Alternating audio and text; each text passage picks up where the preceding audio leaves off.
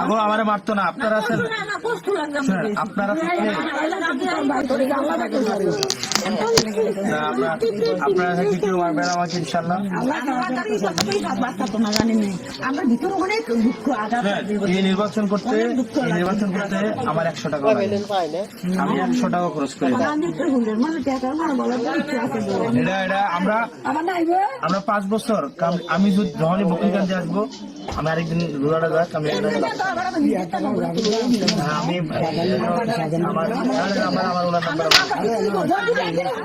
তুমি আমার আব্বা আব্বা খালটা মজা করতে এই খালটা আমরা কাটে দিবা। ভোট দেওয়ার পরে আপনি আমার দলীয় পরিচয় ব্যবহার করে একটা অবৈধ সুবিধা নেবেন, তাইলে আপনি আমাকে ভোট দেওয়ার দরকার নাই।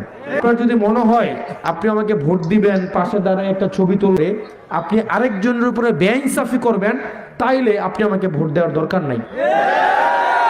2 নাম্বার, আপনি ইয়োবা ব্যবসা করবেন, ট্যাবলেট ব্যবসা করবেন, ভিটামিন এ ক্যাপসুল দিয়ে জনসচেতনতা, মানুষের স্বাস্থ্যের উন্নতিতে কাজ করবেন, তাইলে আপনাকে ভোট দেওয়ার দরকার নাই আমাকে, ঠিক আছে?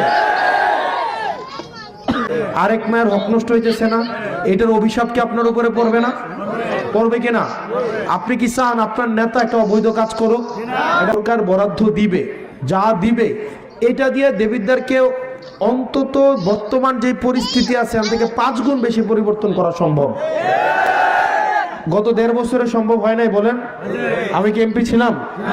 আমি কি কোনো দায়িত্বে ছিলাম? কিন্তু কোন জায়গায় জায়গা মতো নক করাটা আমি জানছি।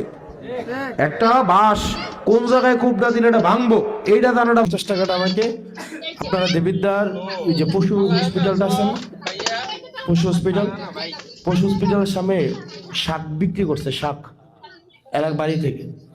পশু হসপিটালটা চিনছেন তো, ওই চান্দিনা রোডের মাথাটার একদম ইয়েতে। তো এই জায়গায় নর্মালি মানুষ ওই যে পেয়ারা, বরুই, পেঁপে ওই বাড়ি থেকে কিছু নিয়ে সেই জায়গাটা বসে বিক্রি করে। তো একটা লোক শাক বিক্রি করা শেষ, মাগরিবের আজানে আমি নামাজ পড়তে যেতেছি, গণসংযোগ করে উনি আমার দাঁড় করে আমার শাক বেচার টাকা থেকে এই 50 টাকা আপনারা দিলাম। তো ধরেন মানুষ তো আমাদেরকে দিতেছে, আমার একা সম্ভব না, আপনারা আমাকে একটু হেল্প করতে হবে। আপনারা প্রত্যেকের জায়গা থেকে সবাই, বললাম তো আমার কালেকশন ন্যূনতম কয়টা? 50টা। এর বেশি কেউ দায়িত্ব নেবেন কিনা? আমি হচ্ছে আপনাদের স্টাইলে, এর বেশি কেউ দায়িত্ব নেবেন কিনা এটা বলেন।